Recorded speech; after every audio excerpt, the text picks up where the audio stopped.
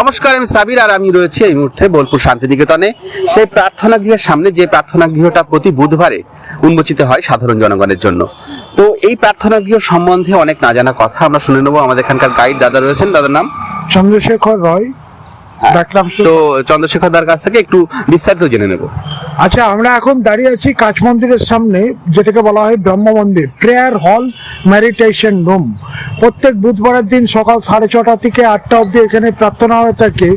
আর এই প্রার্থনা গৃহে আসার জন্য সবাইকে খেয়াল রাখতে হবে, পোশাকটা থাকবে সাদা পায়জামা পাঞ্জাবি পুরুষদের ক্ষেত্রে, আর মেয়েদের ক্ষেত্রে সাদা চুড়িদার। আর যারা শাড়ি পরে আসবেন, সাদা শাড়ি যে কোনো কালারের পার থাকতে পারে, হতে পারে, ঠিক আছে। আর আমরা যে কাচের মন্দিরের সামনে দাঁড়িয়ে আছি, ব্রহ্ম মন্দির, যে কাচের ঘরটি, এইটা হচ্ছে কাজগুলো যে দেখছি বেলজিয়াম গ্লাস, টালিগুলো ইটালিয়ান টালি, নির্মাণকাল 1891।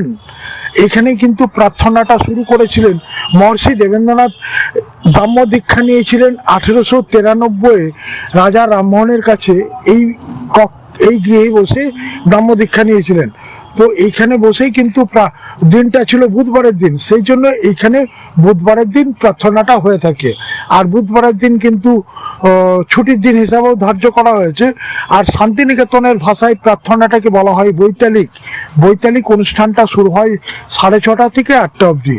যে কাজগুলো দেখছি, কাজগুলো বেলজিয়াম গ্লাস, টালিগুলো ইটালিয়ান টালি, নির্মাণকাল 1891।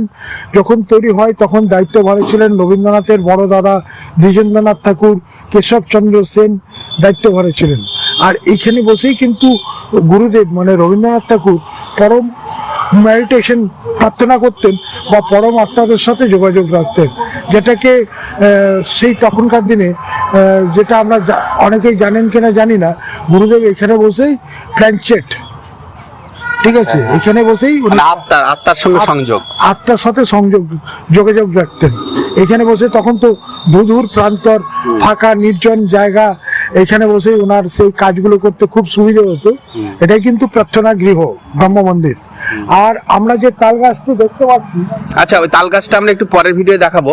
আপাতত এই প্রার্থনা গৃহ সম্বন্ধে আপনার আর কোনো যদি তথ্য থাকে যদি বলতে পারেন। এখন আর এইটুকুই, ধন্যবাদ।